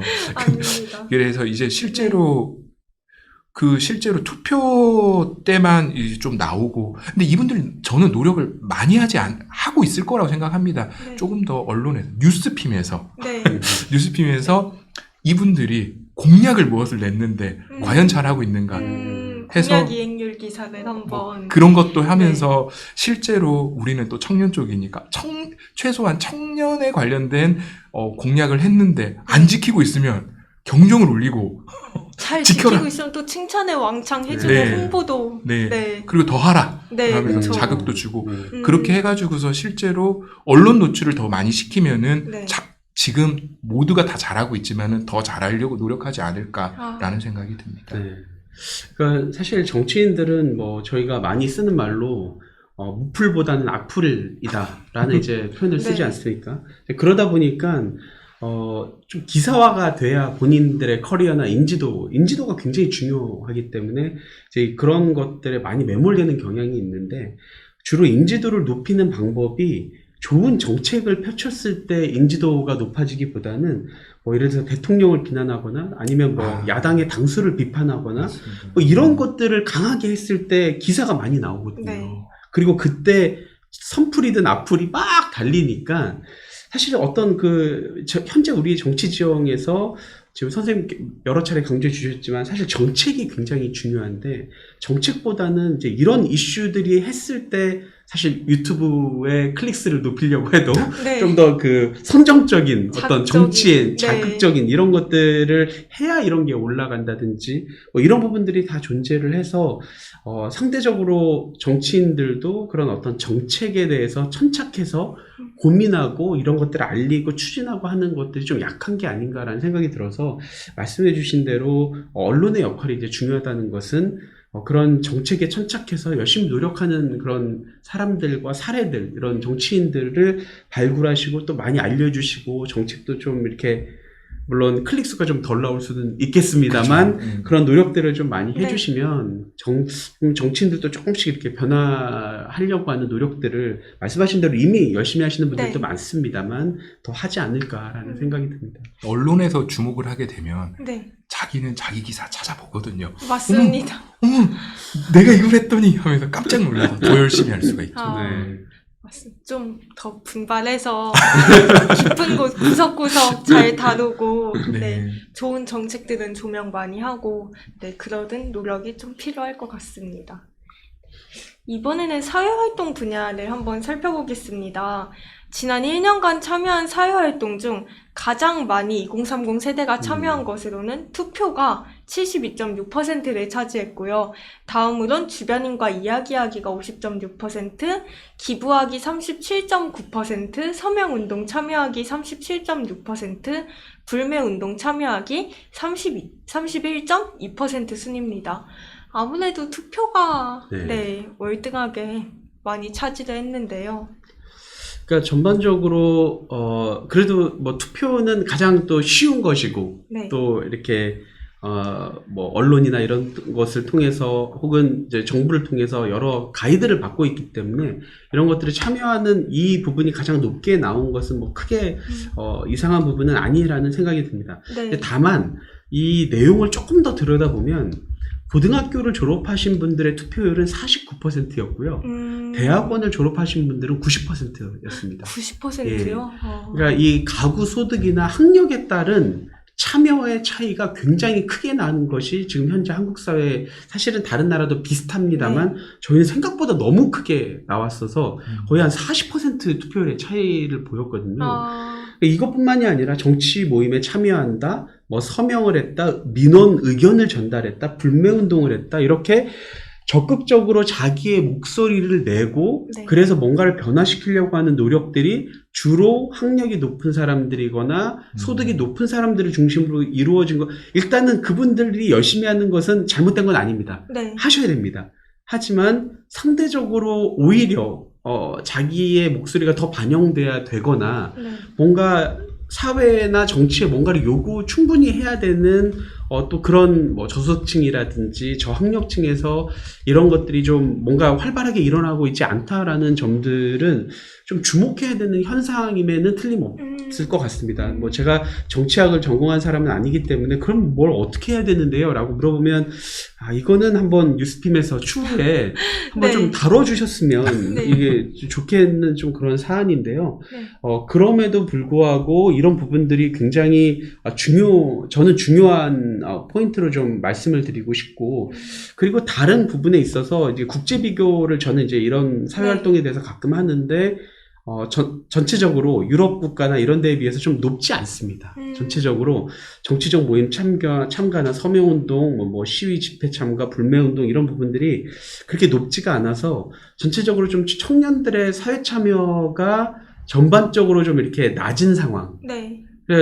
아무래도 지금 당장 경제적인 부분이나 네. 제 교육도 받아야 되고 새 직장도 구해야 되고 엔잡도 하셔야 되고 또 이제 투자도 아무래도 해야 되고. 투자도 해야 되고 연애도 해야 되고 네. 이제 너무 일이 많다 보니까 사회 활동 뭐 여러 청년들에게 여러분의 삶에서 의미 있는 것이 무엇입니까 물어봤을 때 사회가 차지한 비중이 아주 작았거든요.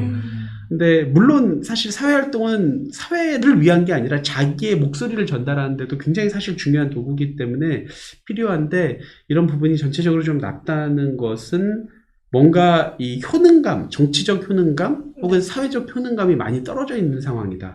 그래서 저희가 좀 앞부분에 이야기를 했고 또 지난 우리 2부 때 이야기한 것처럼 더 청년 정책이나 여러 곳에서 청년들의 목소리가 직접 반영되고 또 실제 집행이나 평가 과정에서도 조금 직접 참여할 수 있는 이런 포션들을 좀 늘려서 청년들이 이곳저곳에서 활약을 하는구나. 나도 목소리를 내면 되겠구나라는 그런 좀 환경들을 좀 만들어 줄 필요가 있겠다라는 생각도 다른 한편으로 좀 들었습니다. 네. 맞습니다. 이게 저는 이제 투표 부분을 네. 좀 주목해서 봤는데요. 일단은 이 투표라고 하는 행위는 자신이 지지하는 정책 집단을 적극적으로 지지하는 행위입니다. 그렇기 때문에 사실 이제 우리 2030 세대들이 교수님께서 말씀하셨다시피 해야 할 일이 아주 많은 상황인데 네.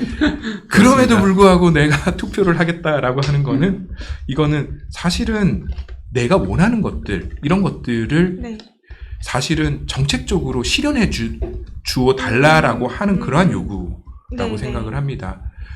교수님께서 보셨던 그 학력이 늘어남에 따라서 투표를 더 많이 하는 거는 사실 본인이 요구하는 사항이 더 많아지는 거예요. 이걸 해줘라고 하는 그러한 요구라고 생각을 합니다. 그리고 또 특이한 게 네. 연령이 증가함에 따라서 또 투표에 대한 참여 비율이 높아지는 걸로 확인을 했습니다. 이게 실제로 이 요구사항들이 내가 나이가 더 들고 혹은 더 많은 것들을 배우면서 내가 정말로 이 사회에서 내가 요구하는 것들이 더 많아지고 있는 것 같아요. 그렇기 때문에 실제로 이 정책적인 요구가 늘어나기 때문에 투표를 통해서 적극적으로 이 행위를 하는 건데 그렇다면은 결국에는 환류의 부분이 지적하셨다시피 환류의 부분이 되게 중요한 부분입니다. 결국에는 이게 이제 집행을 네. 하겠죠. 네. 하겠죠. 정치 집단에서. 그게 제대로 되고 있느냐 계속 얘기하지만 뉴스핌에서 계속 네. 기사를 내주셔서 그런 노력이 필요합니다. 예. 일단 기승전 뉴스핌으로 네. 오늘은 아까 유럽에 비해서 청년들 사회활동 분야가 많이 낮다고 하셨잖아요. 네. 또 박사님께서 말씀하신 것처럼 이렇게 청년들이 원하는 것들을 정부에서 잘 소통하고 들어줘야 좀 우리나라도 사회활동 전체적으로 수치가 조금 더 높게 활발하게 되지 않을까 싶습니다. 다음으로는 2030 세대의 차별에 대한 생각입니다. 차별받고 있지 않다고 생각하는 집단으로는 청년이 56.1%로 가장 높게 꼽혔고요. 두 번째로 남성 50.5%, 여성 48.5%, 노인 46.6%를 기록했습니다. 그런데 이제 장애인의 경우에는 24.8%로 가장 낮았는데요. 여기서 몇 가지 짚어볼 부분이 있는데, 교수님 먼저 이 결과에서 여전히 좀 젠더 갈등이 보이는 부분이 있다고요. 네. 젠더 갈등이 이제 보이는 부분이 지금 당장 이 그림에서는 지금은 안 나타나고 있습니다만, 제가 이제 그 안에 내용을 좀 봤더니, 여성이 차별받고 있다고 응답한 비중이 75%였고요. 남성 청년 같은 경우는 여성이 차별받고 있다고 응답한 경우가 30%였습니다. 거의 2배가 넘게 네, 차이가. 2배 넘게 차이가 납니다. 네. 반면에 남성이 차별받고 있다라고 하는 응답에 대해서는 여성이 동의한 경우는 37%. 네. 남성은 본인이 차별받고 있다고 응답한 경우가 61%였습니다. 그러니까 네. 여성이 차별을 받고 있다고 강하게 생각을 하고 있고요. 네. 남성은 그렇게 생각하지 않는 반면에 또 남성 같은 경우는 여성보다 내가 차별받고 있다고 생각하고 여성은 그렇지 않은 부분이 있어서 이 젠더 갈등이 사실 코로나 전에 좀 심했다가 네. 코로나 때 이제 코로나라고 하는 거대한 이제 위험이 있다 보니까 이게 조금 가라앉은 네, 듯 좀 보였는데 주춤했는데, 서베이를 뒤집어 봤더니 속마음에는 아직까지도 서로를 조금 이해하고 있지 못하는 네. 어떤 그런 부분이 있는 것 같고, 그러다 보니까 이제 정치인 중에서 이런 것들을 자꾸 이용하여 이렇게 좀 공약을 만들거나 이런 분들이 이제 나타나시는 것도 저는 그거와 연계가 돼 있는 게 아닌가라는 생각이 들고요. 어떻게 보면 청년의 시기는 아직 노동시장에 좀 나가기 전이기 때문에 사실 노동시장에 나가 보면은 어쩔 수 없이 여성들이 여러 가지 사실 불이익을 받는 부분들이 보이거든요. 그러면 사실 조금 생각이 네. 달라질 수가 있는데, 아직 청년의 시기는 함께 교육만 이렇게 받아왔는데, 뭔가 이렇게 남성이 뭔가, 이렇게 우위를 누린다라고 하는 어떤 사회적인 분위기를 청년들이, 아직 그 경험을 하지 못한 청년들이 받아들이긴 또 쉽지 않은 부분이 있기 때문에 그 부분도 좀 이해는 갑니다만, 이 부분들이 또 만약에 서로 계속 이런 갈등이 있으면 사실은 뭐 저출산이나 결혼을 하지 않는 문제하고도 다 연결이 될 수가 있거든요. 그래서 좀 더 이렇게 세심히 지켜봐야 되는 부분이라는 생각이 듭니다. 어떻게 보면 이제 뭐 장애인이나 성소수자, 동성애자가 차별받고 있다는 인식이 그래도 상당히 좀 높게 나온 것은 그래도 청년들이 이런 부분에 대해서 좀 민감하게 생각하고 있다. 맞습니다. 라고 하는 부분에 네. 대해서 좀 긍정적으로 또 보이는 부분이기도 합니다. 네. 깜짝 놀랐어요. 이걸 보고 이제 일단은 저도 이 지금 젠더 갈등 이거는 우리 사회에서 지금 굉장히 심각한 문제다라고 생각을 합니다. 같은 사회를 살아가는데 서로가 서로를 너무 비난하는 것들을 종종 봤습니다. 이게 우리 사회에 무슨 도움이 될 것인가에 대해서 생각을 해봤을 때 이게 발전적으로 해서 앞서 말씀드렸었던 것과 비슷하게 이 갈등이 해결이 돼가지고서 뭔가 나아갈 이제 뚜렷한 어떤 방향성을 수립하는 거라면은, 그래서 우리 경제가 발전하는데 도움이 되는 거라면은 이 차별도 괜찮아요. 네. 예, 갈등도 괜찮아요. 그런데 지금 그렇게 나가는 건가? 의심스러운 부분이 뭐 좀 있습니다. 뭐 이게 막 계속 얘기가 되는데 뭐 군대 문제, 근데 군대를 갔다 군 가산점 엄청 열받지 않았어요? 그리고 이제 뭐 직장 내 성차별 문제, 사실 이게 되게 심각한 문제라고 생각을 합니다. 근데 네. 이거를 막 문제 제기로만 끝나고, 그래서 이게 뭐 정치적인 용어인 것 같은데 뭐 이 대결 구도 갈라치기 뭐 이런 거를 통해 가지고서 네. 정치인들이 일부 그렇게 하는 경우가 있는 것 같아요. 하면 안 돼요. 이런 거는 정말 나쁜 겁니다. 이제 사회적인 책임을 져야 되는 위치에 있는 사람들이 사회 통합을 저해해야 하는 그러한 행위는 정말로 나쁘다라고 생각을 합니다. 그래서 저는 이런 걸 통해 가지고서 우리가 좋은 조사를 한 거잖아. 이걸 통해 가지고서 어떻게 하면은 이런 사회적인 어떤 갈등이나 이런 텐션을 굉장히 낮출 수 있는지 그 방향으로 가는 것이 우리가 논의해야 될 내용이다라고 생각을 합니다. 참 이 갈등에 대한 부분도 벌써 이렇게 남녀 갈등이 좀 격화된 지가 이제 한 5년? 5, 6년? 이렇게 수면 위로 그렇게 된 것 같은데 이게 좀처럼 쉽게 조금 나아지지는 않는 것 같습니다. 교수님 말씀대로 코로나 때 조금 잠잠해진 줄 알았지만 근데 어떻게 보면 사실 그때도 되게 온라인상에서는 그런 갈등이 되게 좀 심했었던 것 같고요. 네, 그래서 참 이 갈등에 대한 부분도 가장 좀 시급하게 해결돼야 할 문제 중에 하나가 아닌가 싶습니다. 일단 건강한 토론이 조금 부족하다는 느낌이 그렇죠. 항상 있고요. 맞습니다.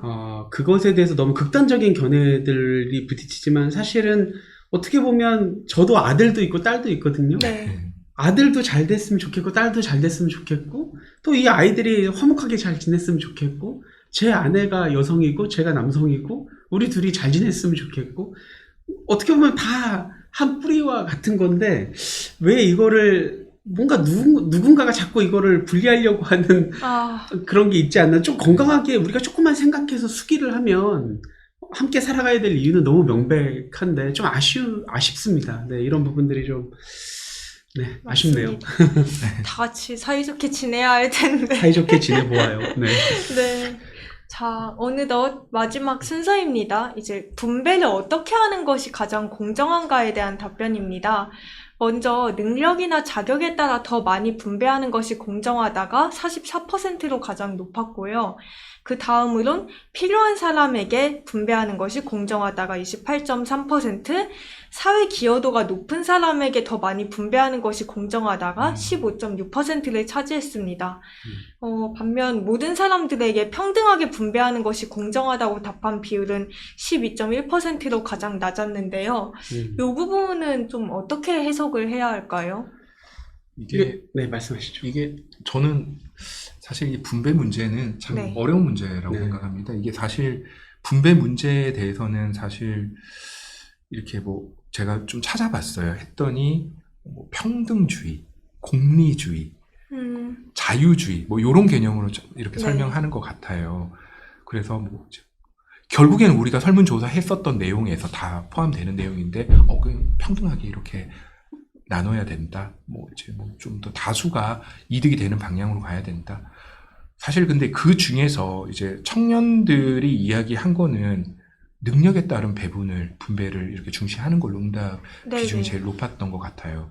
이게 왜 그런가 생각을 해봤더니 이게 지금 어찌됐든 이 설문조사에 대한 해석을 하자면 그런 것 같아요. 이거 분배를 본인이 어떤 분배인지는 사실 잘 모르겠지만은 본인들이 이 사회에서 어떤 산출물을 분배받는 이 과정에서 느끼는 이것들에서 느끼는 게 내 능력만큼 나는 못 받고 있어 라고 하는 그거인 것 같아요. 그래서 구체적인 사항에 대해서는 알 수는 없어요. 설문조사나 이런 것들이 더 잘 되어 있지는 않습니다.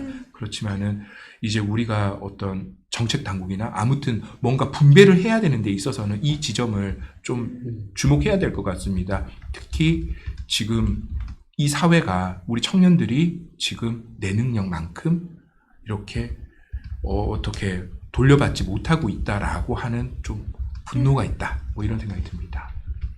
이게 그 공정이라는 말이 지난 모르겠습니다. 한 최소한 7, 8년 정도 네. 키워드가 우리 사회에서 되고 있는데 공정이 얼마나 어렵냐라는 것을 이 서베이가 보여주고 있습니다. 그러니까 공정하지 않아요 라고 누가 이야기를 했을 때 네. 공정하지 않다는 의미가 속에서 다 다른 거예요. 맞습니다. 예를 들어서 누군가는 공정하지 않아요 라고 얘기를 했는데 누구는 내가 이렇게 기여를 했는데 왜 나한테 더 안 줘? 라고 생각하는 거고 누군가는 저 사람이 더 필요한데 왜 필요한 사람 안 주고 왜 저 사람한테 이미 있는 사람에게 더 주지? 라고 생각할 수도 있어요. 그러니까 이 공정이라는 말은 저도 이제 사회과학자로서 이런 공부를 해보면 공정이란 말만큼 모호한 말이 없다. 네. 그러니까 여당 야당이 모두 서로가 공정하지 않다고 비판하지만 그러니까 이렇게도 쓸 수 있고 저렇게도 쓸 수 있는 이제 그런 단어이라는 이제 그런 느낌이 한편으로는 들었고요. 네. 두 번째로 제가 주목하는 것은 2018년에도 제가 비슷한 서베이를 했었는데 네. 그때는 사회의 기여도가 높은 사람에게 더 많이 분배하는 것이 공정하다가 10% 정도 나왔고요. 그러니까 지금이 5%, 6%가량 더 높게 네네. 나오고 있습니다. 그리고 능력에 따라 분배하는 게 맞다라고 응답하는 게 39였는데 지금 44가 됐거든요. 이것도 더 이것도 높아졌습니다. 5% 정도 높아졌네요. 그러니까 이 네. 사회 기여가 많은 사람에게 분배, 능력에 따라 분배를 합치면 이게 어떻게 보면 이제 능력주의에 해당한다고 할 수가 네. 있거든요. 이게 이제 합치면 거의 60%가 돼서 그 과거에 비해서 거의 10% 이상 높아졌고, 네. 반면에 필요에 따라 분배해야 된다라는 것이 39에서 10% 이상 떨어졌습니다. 평등 분배는 이제 거의 비슷한데요. 그러니까 전반적으로 사실 언론을 통해서나 여러 학자분들이 네. 이렇게 컬럼을 통해서나 많이 쓰고 있는데, 우리 사회에서 능력주의 경향성이 굉장히 강화되고 있다라고 하는 부분들은 이 서베이에서도 발견이 저는 된다고 생각이 됩니다. 그러니까 한 10년 전에만 해도 청년에 관련된 주요 담론이 뭐였냐면, 기억나실지 모르겠습니다. 금수저론.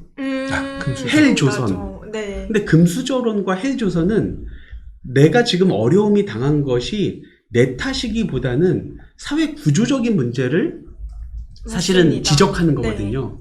이 사회 구조적인 것 때문에 내가 지금 어려워 라고 하는 게 사실은 금수저나 헬조선 담론인데, 네. 사실 능력주의는 내가 못해서 본인의 본인으로 능력을, 네. 쟤는 잘하니까 좋은 대학 갔으니까 좋은 직장 가고 돈 더 많이 버는 거 맞고, 뭐 내가 못하니까 나는 그렇게 살겠지. 원래는 능력주의는 약간 이런 그 비례성을 조금 강조하는 부분이 있거든요. 그러니까 어떻게 보면 능력주의가 청년들 사이에서 굉장히 빠르게 퍼진다는 것은 뭐 그거 자체로도 충분히 존중받는 의견일 수 있겠습니다만, 어떤 사회의 연대성이나 이런 걸 봤을 때는 조금 약화될 수 있는 경향성이 없지 않겠다라고 하는 이제 그런 부분도 한편으로는 네. 보이고요. 또 다른 한편으로는 저희가 이제 지난 방송에서 불평등이 너무 심하다, 사회적 이동성이 활발하지 않다라고 한편으로는 응답하면서, 다른 한편으로는 그래도 능력주의적인 네. 분배 구조를 어떻게 보면 좀 더 올바르다라고 평가하는 것은 또 약간 상충되는 부분도 좀 있어서, 우리 청년들 마음속이 지금 복잡하구나. 이런 생각을 네. 좀 하게 저 개인적으로는 되었었습니다. 참 이번 설문조사 결과 보면 아까 복잡하다는 말씀 좀 전에 하셨는데 되게 상반되는 좀 아이러니한 결과들도 많이 나왔었던 것 같아요. 네. 조금 어떻게 총평하시는지. 이제 전체적으로 사실 저는 정말 이 서베이를 통해서 많이 배웠고요. 네. 그러니까 지금 일단 청년들의 상황이 어렵다, 이 전체적인 서베이를 통해서 드러난 네. 것은, 그리고 어렵고 마음이 복잡하다 라고 하는 것이 전체적으로 좀 이렇게 일관적으로 나타나는 부분이고, 네. 경제적인 부분에 있어서 굉장히 지금 수세적으로 좀 몰려 있고, 그런 경제적인 부분에 대한 어떤 정책이라든지 그런 부분을 요구하는 부분이 좀 많이 있다는 생각이 듭니다. 이제 다만 그렇다고 해서 어떤 경제적인 부분을 풀어주면 이게 해소가 될 것인지는 잘 모르겠어요. 그러니까 예를 들어서 소득이 더 많아지면 그것만큼 기대 수준이 올라가면 다시 또 소득이 부족해지거든요. 그러니까 그 현상이 약간 이 트레이드밀과 같은 그 네. 현상들이 조금 저희 서베이에서 발견된 부분도 있었기 때문에 어떻게 하면은 조금 패러다임을 어떻게 바꿀 수 있을 것인가를 좀 고민해야 될 것 같아요. 그 패러다임의 변화가 무엇인지는 네. 아마 다음 주부터 다양한 정책들을 아마 뉴스핌에서 소개를 해주시면서 이제 더 논의를 해주시겠습니다만, 저는 일단은 우리 사회를 지금 뭐 정책 결정가 분들이라든지 주도하시는 분들이 조금 더 반성하는 자세, 이 서베이와 저희 방송을 보시고 좀 반성을 하시면서 청년의 주도성들도 좀 이끌어내고, 네. 그리고 이 복잡성들을 어떻게 해소할지를 함께 좀 길게 수기하는 좀 절차를 거치면서 문제가 이러니까 어떤 대안이 바람직한가를 조금 우리 뉴스핀과 함께 네. 계속 좀 찾아가 나갔으면 좋겠다. 그리고 우리 청년들 수고 많으십니다. 라고 이야기 해드리고 싶습니다. 네. 저도 마찬가지로 그렇게 생각합니다. 우리 청년들은 어렵다. 많은 짐을 지고 있다. 지금 해야 될 게 많고 사회적으로 요구하는 사항들이 되게 많아요. 저출산의 문제가 2030 세대들이 안 하고 있는 거다. 뭐 이런 인식까지 있는 것 같아요. 이게 사실 굉장히 어려운 사회를 살아가고 이겨나가고 있는 상황이거든요. 근데 지금 이제 이 우리 경제가 과거에 비해서 너무나 높은 변동성 하에서 지금 많은 사회적인 비용을 지불하고 지금 가고 있어요. 주택 가격이 엄청 많이 올랐다가 또 떨어지고, 그리고 이 과정에서 연끌을 하고, 또 사람들의 이로 인해서 출산을 포기하고 너무나 많은 사교육비 이런 것들로 인해서 너무나 자신이 감당할 수 있는 수준을 넘어서는 수준까지 요구받는 것 같아요. 안 하면 되는 거예요. 출산을 안 하면 되는 거예요. 그러니까 이제 청년들이 어떤 정책에 있어서도 이제 참여의 기회는 일부 주어지는 것 같은데, 이게 실제로 주어져서 정책화되는 게 너무 단기적인 정책인 것 같고 이런 것 같습니다. 이게 조금은 더 높은 위치에 계신 분들이 낮은 자세로 많이 들여다보셨으면 좋겠고, 네. 또 언론은 이 정책이 실제로 공약을 했으면 이게 제대로 잘 지켜졌는지 이런 것들에 대해서도 지속적으로 관심을 갖고, 이게 크든 작든 기사가 나오면 그들은, 그 정책을 하신 분들은 진짜 더 잘할 거예요. 지금도 잘하고 계시지만은 네. 그렇게 생각을 합니다. 맞습니다. 이번 결과와 분석을 토대로 정부에서도 청년들이 좀 더 공감할 수 있고 유익하다고 느끼는 정책들을 많이 냈으면 좋겠습니다. 자, 벌써 입춘이 훌쩍 지나고 봄이 이제 왔는데요. 청년핌, 방송 제목처럼 모든 청년들이 꽃처럼 활짝 피는 시기가 오길 바랍니다. 네, 시청해주셔서 감사합니다. 감사합니다. 감사합니다. 박수 한 번 주세요.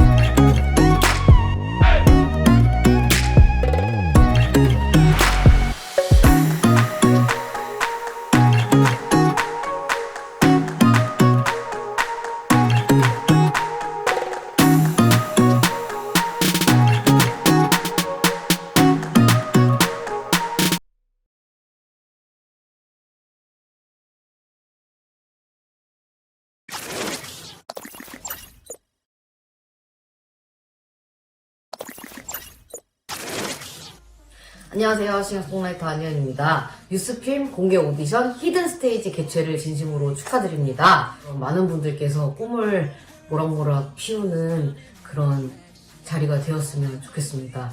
저도 멀리서나마 응원하고 있을게요. 여러분 안녕하세요. 홍대 자이언트 킹컵의 신현이신 가트현이가 신현이입니다. 반갑습니다. 종합 뉴스 통신사 뉴스팀에서 주최한 히든 스테이지에 참여하신 여러분들을 응원합니다. 여러분들 원하는 결과 꼭 얻으시기를 응원합니다. 여러분 화이팅! 안녕하세요. 범준입니다. 종합 뉴스 통신사 뉴스팀이 주최하는 히든 스테이지에 참여한 여러분들을 응원합니다. 좋은 결과 있기를 바라겠습니다. 안녕하세요. 김상민입니다. 뉴스핌의 공개 오디션 히든 스테이지 개최를 정말 진심으로 축하드립니다. 지난해 심사위원으로 참여해서 실력 좋은 싱어송라이터, 아티스트들을 만날 수 있어서 기뻤는데 이번 히든 스테이지에서도 좋은 아티스트들이 많이 발굴됐으면 하는 바람이고요. 이번 히든 스테이지가 많은 싱어송라이터들의 그 꿈을 피울 수 있는 좋은 장이 됐으면 좋겠습니다. 저도 정말 같이 응원하겠습니다. 안녕하세요. 레이즈먼입니다. 종합뉴스 통신사 뉴스핌이 주최하는 히든 스테이지에 참여한 여러분을 응원합니다. 안녕하세요. The Loud Hot Crazy, the best voice of rock and roll. Crackshot, yeah! 종합뉴스 통신사 뉴스팀이 주최하는 히든 스테이지에 참여한 여러분 응원합니다. 좋은 결과 있기 바라요. 화이팅! 안녕하세요. PD 출신의 노래 채집가 주철환입니다. 제가 평소에 좋아하는 말이 있어요. 음악은 우리를 만나게 한다. 지금 히든 스테이지에서 미래의 어떤 음악인을 꿈꾸고 이미 또 준비된 역량을 갖춘 그런 젊은이들이 전 세계를 향하여 열린 그런 스테이지에서 대활약할 것을 믿어 의심치 않습니다. 다시 한번 여러분들의 미래를 응원합니다. 저는 가수 여행 스케치의 리더이자 또 싱어송라이터인 루카라고 합니다. 반갑습니다. 뉴스팀이 주관하는 히든 스테이지 많이 참석해 주시고 응원해 주시고 더 중요한 거는 상금에 눈 멀지 말고요. 여러분들의 새로운 레퍼런스와 또한 성장해 나가는 하나의 과정이 되기를 소망합니다. 안녕하세요. 싱어송라이터 제주신년의 박경환입니다. 종합뉴스통신사 뉴스핌에서 주관하는 싱어송라이터 발굴 경연대회가 이렇게 새롭게 있다고 해서 독려 및 소개해드리려고 합니다. 히든 스테이지라는 경연인데요. 또 음원 발매 등 여러 가지 혜택이 있다고 합니다. 많은 뮤지션 분들이 참여하셔서 꿈을 펼치시는 기회가 됐으면 좋겠습니다. 안녕하세요. 저는 타카피에서 노래하는 김재국이라고 합니다. 히든 스테이지. 여러분들 꽁꽁 숨어있지 마시고요. 나오셔가지고 기량을 마음껏 발휘하길 바랍니다. 반갑습니다. 노래하는 강화달리입니다. 이번 뉴스핌에서 제작하는 히든 스테이지에 참여한 여러분 응원합니다. 여기 보니까 이번에 상금은 말할 것도 없고 음반 제작에 관련된 여러 가지 제반 사항들이나 라이브 클립 제작 같은 지원이 상당히 좋더라고요. 부디 끝까지 최선을 다하셔서 좋은 결과 내시기를 바라겠습니다. 안녕하세요. 싱어송라이터 유지우입니다. 종합뉴스 통신사 뉴스핌이 주최하는 히든 스테이지에 참여한 여러분들을 응원합니다. 좋은 결과 있으시길 바랄게요. 화이팅! 안녕하세요. 싱어송라이터 노드시카입니다. 종합뉴스통신사 뉴스핌이 주최하는 히든 스테이지에 참여하는 여러분들을 진심으로 응원합니다. 모두 재능을 10분 발휘하셔서 좋은 결과 있기를 바랍니다. 화이팅!